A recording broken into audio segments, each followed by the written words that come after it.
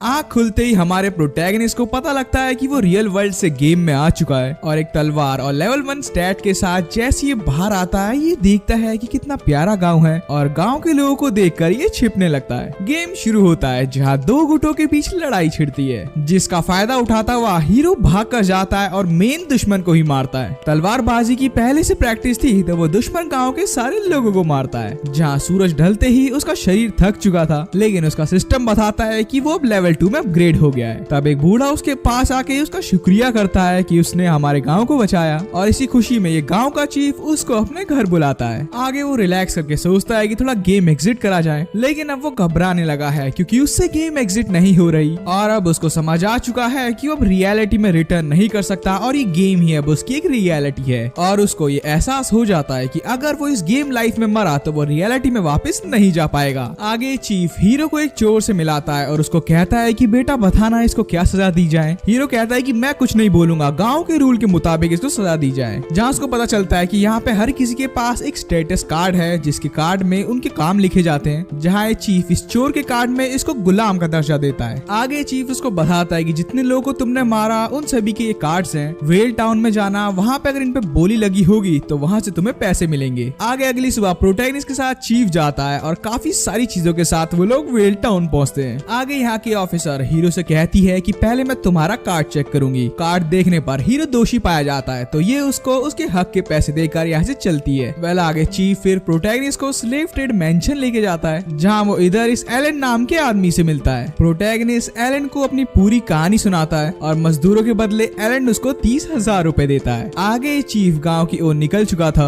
वही हीरो मन ही मन सोचता है कि कोई उसको नहीं जानता, उसको खुद नहीं पता कि क्या यहाँ के लोग इसको एक्सेप्ट करेंगे भी या नहीं। तभी एलन इसको कहता है कि उसको अपने प्रोटैगनिस्ट से थोड़ी और बातें करनी है। एलन उसको कहता है कि तुम एक एडवेंचरर हो और तुम्हें मजदूरों की जरूरत पड़ेगी, क्यों ना तुम अपने अगले एडवेंचरर के लिए कुछ मजदूर खरीद लो। मैं यहाँ पे कुछ हॉट बढ़िया मजदूर भी बेचता हूँ, क्या तुम्हें वो चाहिए? ये सुनते ही भाई अपना हीरो अपने दिमाग में अलग अलग ख्याल बनाने लगता है। वेल तभी हीरो के सामने एलन की मेड उसके लिए चाय लाती है। हीरो उसके जिगल करते गुब्बारों को देखकर काफी हैरान था। एलन बताता है कि ये भी गुलाम ही है जो तुम्हारे लिए चाय लेके आई, ये सबसे महंगी गुलाम है, तो तुम्हारा क्या कहना है इस बारे में? आगे वो हीरो के कुछ सवालों का जवाब देता है, जैसे कि एक स्लेव कभी अपने मास्टर को धोखा नहीं दे सकती, वो उसके साथ तब तक चलेगी जब तक मास्टर की डेथ ना हो जाए। हीरो काफी सोचता है और उससे दाम पूछता है। एलन उसको बताता है कि ये स्लेव तुम्हें 5 लाख में मिल जाएगी। हीरो कहता है कि मेरे पास तो इतने पैसे ही नहीं है। एलन कहता है कि टेंशन मत लो, तुम्हारे पास सिर्फ 5 दिन बचे हैं। हीरो तभी से फैसला कर लेता है कि उसको नहीं पता कि अब क्या होगा, लेकिन वो रॉक्सिन स्लेव को खरीद कर आएगा। आगे वो अपने पैसे गिनता है और उसको समझ आ जाता है कि 70,000 रुपए और चाहिए और वो यही सोचता है कि वो ये पैसे कहाँ से लाएगा कि तभी उसको एलन की एक बात याद आती है। उसने बताया था कि कैसे वो 2 तरीके से पैसे कमा सकता है। पहला है कि वो लाइब्रेरी में काम करे और दूसरा है कि वो घुसपैठियों को वहाँ से भगाए। लेकिन हीरो ये भी सोचता है कि उसके पास टाइम बहुत कम है और अगर उसने घुसपैठियों को ही मारना शुरू कर दिया तो सारे लोग उसी के पीछे पड़ जाएंगे। तो बेचारे के पास यही रास्ता था कि वो लाइब्रेरी के अंदर जाकर के ही काम करे। आगे ये सोचता है कि इसकी तलवार बड़ी महंगी सी लगती है, लोगों को इस पे शक ना हो तो वो अपनी तलवार ही छुपा देता है। वहाँ जाने से पहले वो पास की दुकान में जाता है, अपने लिए कुछ आर्मर और बाकी सामान खरीदता है और फिर अपने एडवेंचर के लिए जंगल की ओर जाता है। जाते ही उसको पता लगता है कि कुछ एडवेंचरर्स एक सीक्रेट जगह से निकले और वो लैब्रिंथ के अंदर चले जाते हैं। आगे हीरो भी उस लैब्रिंथ रास्ते में जाता है। वो तैयार था मॉन्स्टर से लड़ने को,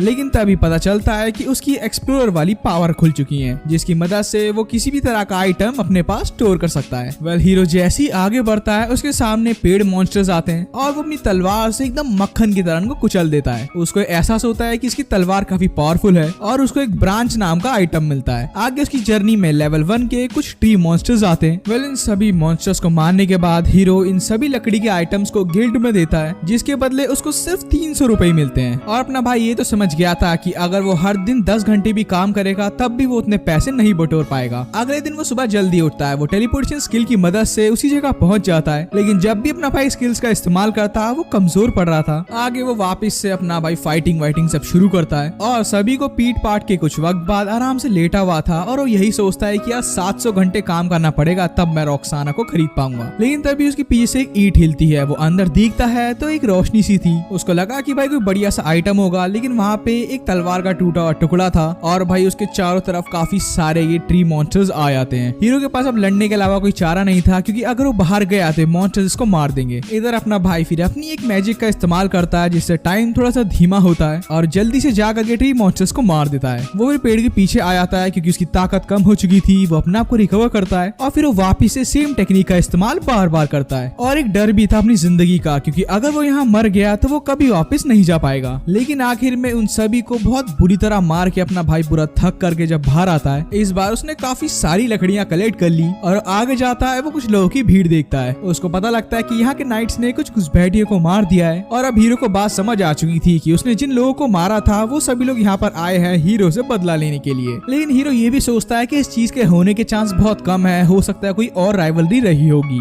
आगे हीरो लोगों से पूछता है कि तुम्हें कैसे पता है कि ये घुसपैठिया है। वो बताते हैं कि उसका हाथ कटा हुआ है, इसका पक्का कोई कार्ड और स्टेटस नहीं दिखा होगा, इसलिए इसका हाथ काटा होगा। हीरो को ये चीज काफी बुरी लगती है। हीरो को यहाँ से एक चीज समझ आ चुकी थी कि वो कितना भी लाइब्रेरी के अंदर क्यों ना रह ले, वो ज्यादा पैसे नहीं कमा पाएगा। तो हीरो यहाँ से फैसला कर लेता है कि उसको अपनी जान जोखिम में डाल करके घुसपैठियों को मारना ही होगा, तभी वो रुखसाना को खरीद पाएगा। आगे हीरो अपने पैसों को दोबारा गिनता है। वो यही सोचता है कि पिछली बार तो उसने घुसपैठियों को चालाकी से हराया था, लेकिन इस बार सामने सामने फेस टू फेस करने में थोड़ी दिक्कत आ सकती है। लेकिन बिना कुछ सोचे समझे वो बाहर निकल जाता है और अपनी ताकत की मदद से बैंडेड्स को ढूंढने लगता है। वो देखता है कि यहाँ पे चारों तरफ तो कोई घुसपैठिए नहीं है। तभी उसका दिमाग चलता है और वो सोचता है कि वो थोड़े झुग्गी बस्ती वाले इलाके में देखेगा। वो जाता है, वहाँ पे काफी ज्यादा बदबू आ रही थी, लोग एकदम मरे मरे से थे। इतनी ज्यादा बदबू की वजह से वो अपने कमरे में वापस आता है। वो नहाता है और वो बाहर निकलने को तैयार था। वो अपनी चाबी अपने होटल के ओनर को देता है और काफी अंधेरे में जब वो बाहर जाता है वो देखता है कि ज्यादातर घुसपैठिए यहाँ पर है नहीं। तो वो उस एरिया के थोड़े खतरनाक वाले इलाके में जाता है, जिस इलाके में काफी सारी लड़कियां थी। और तभी कुछ गुंडे बदमाशों के बीच में उसको एक टकला दिखता है और वो समझ चुका था कि यही वो घुसपैठिया है जिसको उसको मारना है। आगे प्रोटैगनिस्ट सोचता है कि वो इसका पीछा करेगा। पीछा करते हुए उसके सामने 6-7 और घुसपैठिए दिखते हैं और वो समझ चुका था कि यही है वो मेन गढ़ जहाँ पे सारे घुसपैठिए हैं। आगे अपने टेलीपोर्टेशन की मदद से वो उन लोगों की बाकी बातें सुनता है और उसको समझ आता है कि जिस घुसपैठिए को उसने कहानी की शुरुआत में मारा था, असल में उसका दोस्त भी यहाँ पर है और अगर इनकी पूरी टोली को हराना है तो हीरो को वापस जाना होगा। तो अपना भाई वापस अपने होटल पहुंच जाता है, जहाँ ओनर उसके लिए खाने पीने का इंतजाम रखता है। कि तभी हीरो उससे घुसपैठियों के बारे में पूछता है। ओनर बताता है कि जब से उनका मेन लीडर मरा है, जिसको अपने प्रोटैगनिस्ट ने मारा, तब से इन सबके बीच में लड़ाई छिड़ी हुई है कि इनका मेन कैप्टन कौन बनेगा। इन सभी लोगों ने अपने अपने और छोटे छोटे ग्रुप बना रखे हैं और ये सभी ग्रुप आपस में लड़ रहे हैं। आगे अपना प्रोटैगनिस्ट रात को सोते समय यही सोचता है कि अगर उसको कुछ करना होगा तो उसको किसी एक घुसपैठिए से बात करनी पड़ेगी। वो बेचारा कम नींद में ही एक कपड़े के टुकड़े को लेकर बाहर निकल जाता है और तभी उसकी मुलाकात पुराने लीडर के दोस्त से होती है। हीरो उसको कपड़ा दिखा के कहता है कि मैं तुम्हें ये दूंगा, लेकिन मुझे कुछ जानना है। वो तैयार हो चुका था तो हीरो समझ जाता है कि पक्का इस कपड़े की कीमत 30,000 होगी।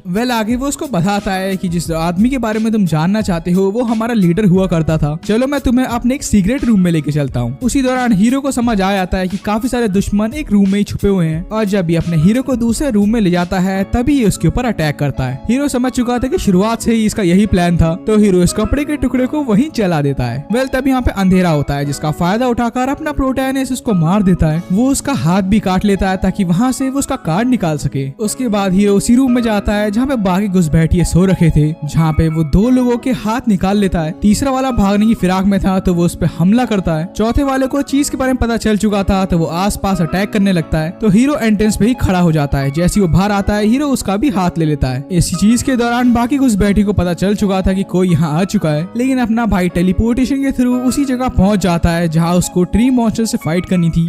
आगे फिर हीरो जब उनसे लड़के बाहर आता है उसको रियलाइज होता है कि उसने जो भी करा है कोई बहुत बड़ी बात नहीं है, ये आम बात है, क्योंकि यहाँ पे कोई पुलिस और कानून नहीं चलता, तो सभी को खुद की मदद करनी होगी। आगे हीरो अपने घर पे आकर के उन सभी के कार्ड वहीं छोड़ के सो जाता है। अगले दिन सुबह होती है, वो तैयार था कि अब वो यहाँ से स्लेव को खरीद पाएगा। आगे तभी अपने प्रोटैगनिस्ट को वही नाइट दिखता है जिसको पहले दिखा था, जहाँ हीरो फिर बताता है कि उसने कैसे कुछ घुसपैठियों को मारा और अब उसको रिवॉर्ड्स चाहिए। ये नाइट पहले वापस से इसका स्टेटस चेक करता है। सब चीज ठीक होने पर नाइट उसको पैसे देते हुए कहता है कि जिन 3 को तुमने मारा है उन 3 में से 2 घुसपैठियों के ऊपर इनाम था। जहाँ हीरो को पता चलता है कि उसको 7 सोने के सिक्के मिले हैं और जब वो चीज को कैलकुलेट करता है वो बहुत ही खुश था। तो भागता हुआ वापस एलन के मेंशन जाकर के उसको सारे पैसे देता है। आगे सारे पैसे ठीक होने पर एलन उन पैसों को लेता है और तभी रॉक्सेन को बाहर बुलाता है। वो उन दोनों के बीच में एक स्लेव कॉन्ट्रैक्ट साइन कराता है, जहाँ रॉक्सेन के कार्ड पे लिखा हुआ था कि वो अब अपने प्रोटैगनिस्ट की एक स्लेव है। और इस तरीके से दोस्तों अपने प्रोटैगनिस्ट को उसका पहला स्लेव मिल चुका था।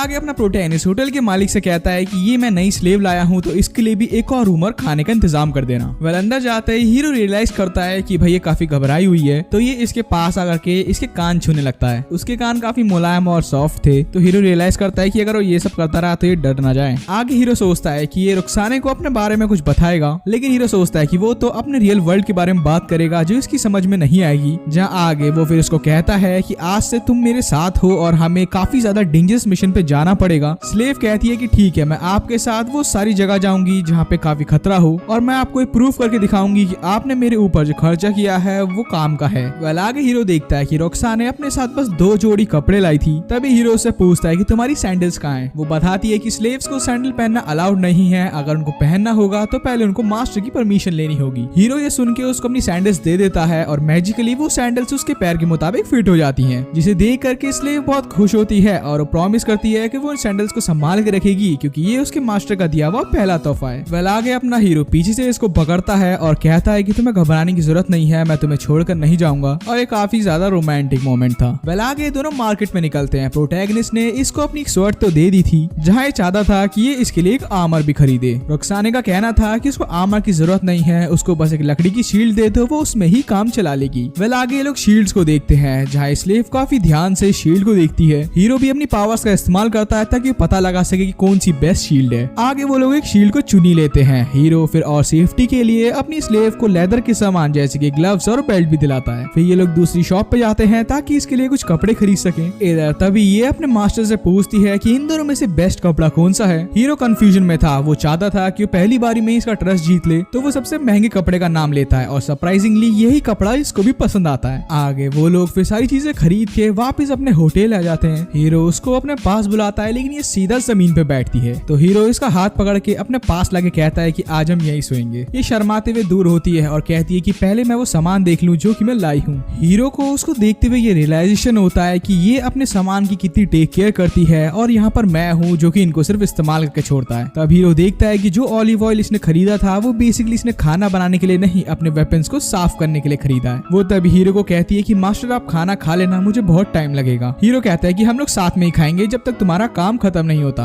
आगे तभी उनके दरवाजे पे होटल का ओनर खटखटाता है और वो उनके लिए गर्म पानी लाया था। जहाँ उसके बाद हीरो अपनी स्लेव को कहता है कि तुम मेरी पीठ साफ कर देना, और जब तक उसकी पीठ साफ करती है हीरो बताता है कि बैटल्स के दौरान उनको कैसे रेडी रहना है। और वेल अब अपने प्रोटैगनिस्ट की बारी थी कि वो अपने स्लेव को हेल्प करे, यानी कि पीठ साफ करे। आगे दोनों ही फिर एक दूसरे का सर भी साफ करते हैं। और वेल फिर एक ऐसा पल आता है जब हीरो इसको किस करता है। उसके बाद ही बहुत चीजें होती हैं जो कि मैं यहाँ नहीं दिखा सकता। और वेल फिर सुबह उठ के लोग सोचते हैं कि लोग लाइब्रेरी जाएंगे। वेल आगे फिर हीरो इसको एक अनजान जगह पे लेके जाता है और अपने टेलीपोर्टेशन की मदद से इसको ट्री मॉन्स्टर्स के एरिया में ले आया था। वेल आगे हीरो अपनी टेलीपोर्टेशन पावर के बारे में अपनी स्लेव को समझाता है और ये भी कहता है कि इस बारे में किसी को मत बताना। आगे फिर वो कहती है कि मास्टर हमें इस तरफ चलना चाहिए क्योंकि मैं हाफ वुल्फ हूँ, तो मैं सूंघ कर बता सकती हूँ। आगे ये भी बताती है कि जब स्लेव्स मर जाते हैं तो उनकी पावर्स को एक क्रिस्टल के अंदर डाला जाता है जो कि मार्केट में बड़ा महंगा बिकता है। हीरो को तब रियलाइज होता है कि उसने कितनी सारी पावर्स को वेस्ट कर दिया। आगे तभी उनके सामने भाई ट्री मॉन्स्टर आ जाता है और अपना हीरो पलक झपकते ही उसको एक ही बारी में मार देता है और अपनी स्लेव को इम्प्रेस कर देता है। और आगे हमें दिखाया जाता है कि लोग होटल रूम में वापस आ गए और उनके पास काफी सारी ब्रांचेस हैं। आगे तभी उसकी स्लेव उससे पूछती है कि आप अपने घर कब जाओगे। हीरो कहता है कि मैं अब अपने घर शायद कभी नहीं जा पाऊंगा और अभी मेरा मन भी नहीं है। उसने सवाल इसलिए पूछा था क्योंकि जब एडवेंचर्स का काम खत्म हो जाता है तो वो अपनी स्लेव्स को बेच देते हैं। हीरो उसको वादा करता है कि वो उसको कभी नहीं बेचेगा और वो अपनी टीम में और स्लेव्स लाएगा। आगे दोनों ही गिल्ड में जाते हैं, वहाँ उनको 2 काले रंग के खाली क्रिस्टल्स मिलते हैं और ये अपने प्रोटैगनिस्ट को बताती है कि जब आप 10 मॉन्स्टर्स को मारोगे तो ये रेड होगा और 100 मॉन्स्टर्स पे ये पर्पल होगा। आगे हीरो इससे पूछता है कि क्या इस क्रिस्टल की कोई लिमिट भी है, जहाँ हीरो को पता चलता है कि इसकी लिमिट 10 लाख मॉन्स्टर्स की है। एक बार 10 लाख मॉन्स्टर्स मारे जाते हैं तो ये क्रिस्टल व्हाइट हो जाता है। ज्यादातर लोग उस लेवल पे पहुंच ही नहीं पाते हैं, लोग 10,000 पे या फिर ब्लू होने पर ही इसको बेच देते हैं। आगे हीरो फिर एक और ट्री मॉन्स्टर को मारता है जिसे देख के स्लेव बोलती है कि अब हमें और आगे जाना होगा। उसका मानना था कि ये जगह एक लिविंग क्रिएचर है। वो बताती है कि अगर उसको इस लैब्रिंथ को हराना होगा तो उसको हर फ्लोर के एक बॉस मॉन्स्टर को मारना होगा। हीरो को भी ये आइडिया बहुत अच्छा लगता है क्योंकि अगर वो इस बार इवॉल्व होता है तो उसको 4 नई पावर्स मिलेंगी। आगे अपना प्रोटैगनिस्ट अपनी पावर से ट्री मॉन्स्टर को मारने की पूरी कोशिश करता है, लेकिन वो उससे हो नहीं रहा था, तो उसको अपनी कॉम्बैट स्किल्स पे ही डिपेंड होना होता है। वेल बीच में वो लोग देखते हैं कि स्लेव का क्रिस्टल अभी भी ब्लैक हो रखा है, लेकिन अपने प्रोटैगनिस्ट का क्रिस्टल रेड हो चुका है। ये सब इसलिए क्योंकि हमारे प्रोटैगनिस्ट के पास एक ऐसी पावर है जो कि उसको एक बारी के 32 टाइम्स रिजल्ट देगी। आगे फिर इन सभी को मारने के बाद हीरो दिखाता है कि कैसे उसका क्रिस्टल पर्पल हो गया है। हीरो तभी अपने स्टैट्स चेक करता है, उसको काफी सारी सारी न्यू स्किल्स मिल चुकी थी, वो फिर अपनी स्लेव के स्टैट्स भी चेक करता है और उससे पूछता है कि तुम्हारे पास कोई हीलिंग एबिलिटी है।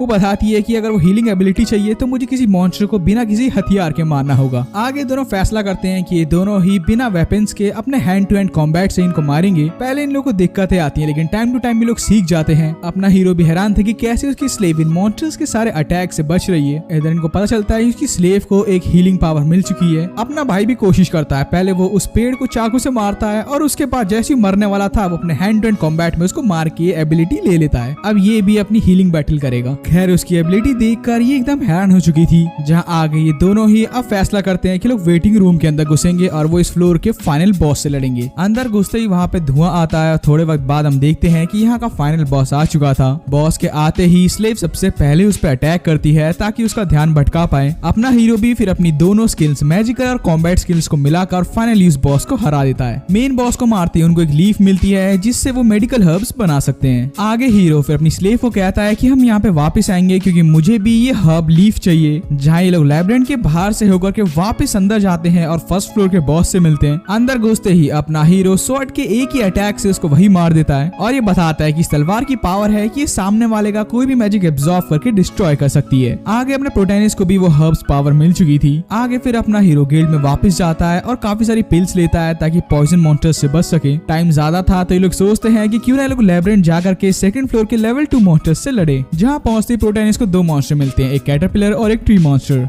हीरो उन दोनों को काफी बखूबी से मारता है और तब वो देखता है कि कैटरपिलर वाले ने एक थ्रेड छोड़ी है जहाँ उसकी स्लेव बताती है कि जैसे जैसे फ्लोर बढ़ते हैं वैसे ही मॉन्स्टर्स भी बढ़ते हैं। वैसे चीज अपना हीरो समझ चुका था और आगे जाकर 2 और कैटरपिलर्स को मार गिराता है। आगे मिशन खत्म करते ही दोनों बाहर निकलते हैं कि तभी प्रोटैगनिस्ट इसको छुपा लेता है और वो अपनी आइडेंटिफाइंग पावर से देखता है कि काफी देर से ही एलन के मैंशन पे ये आदमी घूरा जा रहा है और ये असल में एक घुसपैठिया है। इसके बारे में अपना प्रोटैगनिस्ट एलन को बताता है। आगे एलन बताता है कि बिजनेस में ऐसे छोटे मोटे खतरे आते रहते हैं। आगे एलन कहता है कि पक्का ये घुसपैठिया उसी घुसपैठिया का दोस्त होगा जिसको हाल ही में मैंने स्लेव बनाकर बेचा था। आगे जिसको उसने बेचा था उसने उसको प्रॉमिस किया था कि वो उस पर ज्यादा लॉक नहीं लगाएगा, जिससे हीरो को थोड़ा शक होता है कि कहीं ये लोग घुसपैठिए को वापस ना बुला ले। एलन कहता है कि घबराओ मत, वैसे भी हमारे पास पावर्स बहुत ज्यादा है, हम लोग इजीली इनको हरा देंगे। आगे हीरो फिर उसकी बात मान के आगे जाने वाला था कि तभी उसकी स्लेव रोक लेती है। तभी स्लेव चाहती थी कि अपना प्रोटैगनिस्ट यहीं पे ही रहे क्योंकि उसको यहाँ की ओल्ड ग्रैनी की चिंता है जिसने इसकी स्लेव की बहुत मदद की थी। तो हीरो एलन के पास वापस जाता है, उसको कहता है कि वो एक दिन के लिए उसका बॉडीगार्ड बनेगा। एलन मान भी गया था और इसके बदले में वो अपने प्रोटैगनिस्ट को 10,000 रुपए और जितने बैंडिट्स को वो मारेगा उसके इंटेलिजेंट कार्ड्स भी देगा। आगे जाने से पहले हीरो उसको बता देता है कि वो किस दरवाजे से उसके मैंशन के अंदर घुसेगा और आज जैसे ही होती है एलन उसको अपने रूम में बुलाता है और इतने सारे सोल्जर्स को देखकर हीरो हैरान हो चुका था। जहाँ एलन उसको बताता है कि ये सभी मेरे हेल्पर्स हैं और वेल अब ये सभी लोग यहाँ रुके हुए हैं ताकि वो कुछ बैठे हुए इंतजार करके उन पे हमला कर सके। जहाँ तभी एलन यहाँ की बत्ती बुझा देता है और चारों तरफ अंधेरा हो जाता है। एंड या गाइस, इसी के साथ हमारा ये पार्ट 1 यहीं पे खत्म होता है। मुझे पता है तुम लोगों को ये वीडियो बड़ी पसंद आई होगी, तो देर किस बात की यार, वीडियो को लाइक करो, चैनल को सब्सक्राइब करो, बेल आइकन प्रेस कर देना नेक्स्ट पार्ट के लिए और मुझे कमेंट से बताओ यार कि आगे चल के कितनी और स्लेव्स खरीदने वाला है। बाकी इस वीडियो का पार्ट 2 तुम्हें जरूर मिलेगा। तो बस फिर आज के लिए इतना ही, अगली वीडियो में मिलते हैं गाइस, बाय बाय।